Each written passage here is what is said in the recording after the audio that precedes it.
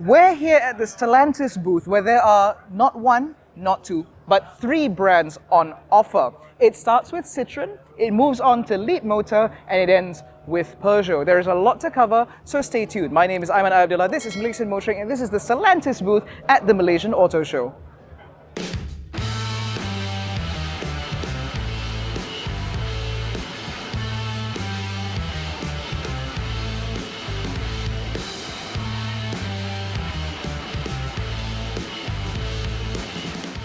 Now, Stellantis wants to show off a lot of cars that may or may not be coming to Malaysia, and also to tease the reintroduction of a lot of brands. And it starts with this, which is the Citroen C3 Aircross. This is a B-plus segment crossover, which Citroen says may also include a 7-seater or a 5+2. Up front, you will find the award-winning 1.2-litre PureTech turbocharged engine with power going to the front wheels via a gearbox of some variety, which I am going to assume is a 7-speed dual clutch, or 6. I'm actually not that familiar with PSA products.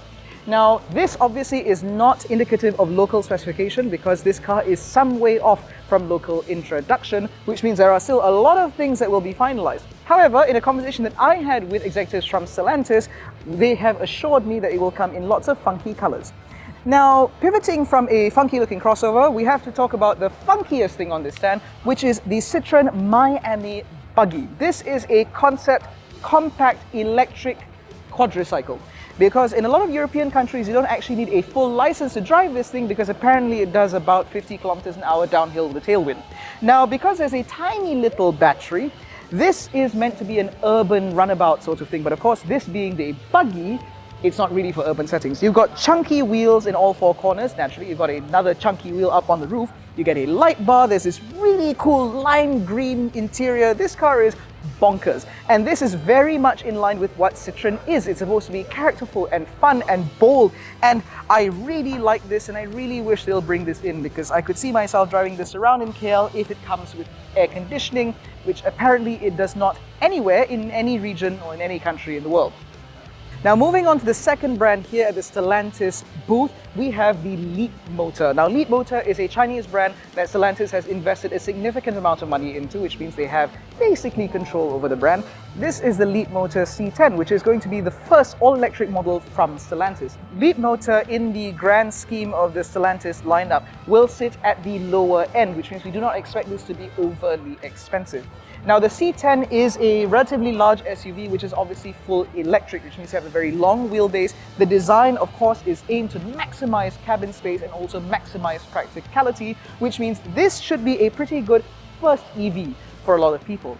Now, even though Leapmotor is designed or it's positioned as an entry-level EV brand, Stellantis is very keen to point out that this car offers a ton of ADAS safety features. Now, of course, this being left-hand drive, it is not indicative of what we will eventually expect to receive in our market, with a few other little bits of fine-tuning required, so we don't really want to talk about specifications just yet, but we do expect this to be very competitively priced when it eventually arrives. Also, before I leave you, I will note that the interior of this car looks surprisingly upmarket for what is, again, being positioned as an entry-level brand, because that interior does not look entry-level at all. Now, moving on to the third brand here from Stellantis, and more importantly, the two cars that you can actually buy. On my left is the 408 GT line, which is obviously the flagship of the new 408 lineup. It certainly looks fantastic. It's got a great powertrain. And of course, if you want to learn more about this swoopy roof, fastback, whatever, you can click on our video up here. But the big news here at the Stellantis booth is actually the new Landtrek SE, which is an updated version of the Peugeot Landtrek pickup truck that debuted first here in Malaysia quite some time ago. Now, Stellantis is very keen to point out that this truck has seen quite a number of revisions in order to see it more fit for use here on the Malaysian market. That means an updated suspension setup, some mild tweaks to specification, and more importantly, this is now in line with what lifestyle pickup wants. Under the bonnet, you'll find a 1.9-litre turbocharged diesel engine here, as well as a 6-speed automatic in the middle, and diff locks and so on and so forth. But more importantly, if you don't think that this truck is actually capable, Stellantis has set up an off-road course for you to try out the Peugeot Landtrek for yourself, which we have been on, and we can tell you this truck is now a lot more impressive than it was before. Prices remain the same, and of course with the Landtrek SE there are a bunch of exterior cosmetic upgrades such as wheel arch extensions and so on and so forth, making what we think was one of the boldest looking pickup trucks look even better.